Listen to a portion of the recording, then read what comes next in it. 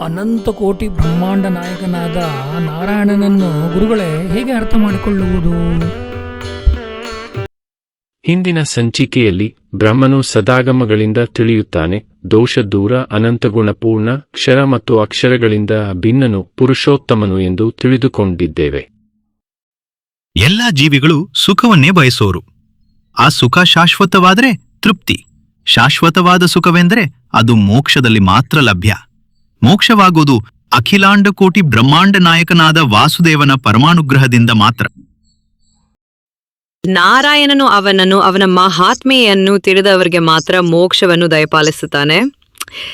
ಇವನೇ ಬ್ರಹ್ಮ, ಇವನೇ ಸೃಷ್ಟಿಕರ್ತ, ಇವನೇ ನಮ್ಮ ಮತ್ತು ಜಗತ್ತಿನ ಆಗು ಹೋಗುಗಳಿಗೆ ಕಾರಣ. ಬ್ರಹ್ಮನ ಅರಿವೇ ವಿದ್ಯಾ ಎಂದಿದೆ ಶಾಸ್ತ್ರ. ಇದನ್ನೇ ಆಚಾರ್ಯರು ತಮ್ಮ ಮಹಾಭಾರತ ತಾತ್ಪರ್ಯ ನಿರ್ಣಯ ಮಂಗಳಾಚರಣೆಯಲ್ಲಿ ತಿಳಿಸಿ, ಇಂಥ ಜಗಜ್ಜನ್ಮಾದಿಗಳಿಗೆ ಕಾರಣನಾದ ಅಖಿಲಾಂಡ ಕೋಟಿ ಬ್ರಹ್ಮಾಂಡ ನಾಯಕನಿಗೆ ಸದಾ ನಮಸ್ಕರಿಸುತ್ತೇನೆ ಎನ್ನುತ್ತಾರೆ.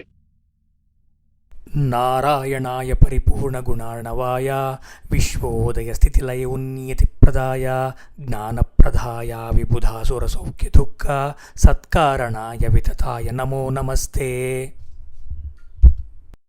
ನಾರಾಯಣ ನೀನು ಪರಿಪೂರ್ಣನು, ಜ್ಞಾನಾನಂದಾದಿ ಗುಣಸಮುದ್ರನು, ಜಗತ್ತಿಗೆ ಉತ್ಪತ್ತಿ, ಸ್ಥಿತಿ, ಲಯ, ಉತ್ಕೃಷ್ಟ ಪ್ರೇರಣೆಯನ್ನು ಮತ್ತು ಜ್ಞಾನ ನೀಡುವವನು, ಉತ್ತಮ ಅಧಮ ಜೀವರಿಗೆ ಸುಖ ಮತ್ತು ದುಃಖ ನೀಡುವವ, ಮಧ್ಯಮ ಜೀವರಿಗೆ ಅವೆರಡರ ಮಿಶ್ರವಾದ ಸುಖ ದುಃಖ ಗತಿ ನೀಡುವವ, ಎಲ್ಲಕ್ಕೂ ಕಾರಣನಾದ ಸರ್ವವ್ಯಾಪ್ತನಾದ ನಾರಾಯಣನೆನಿಸಿರುವ ನಿನಗೆ ನಮೋ ನಮಃ.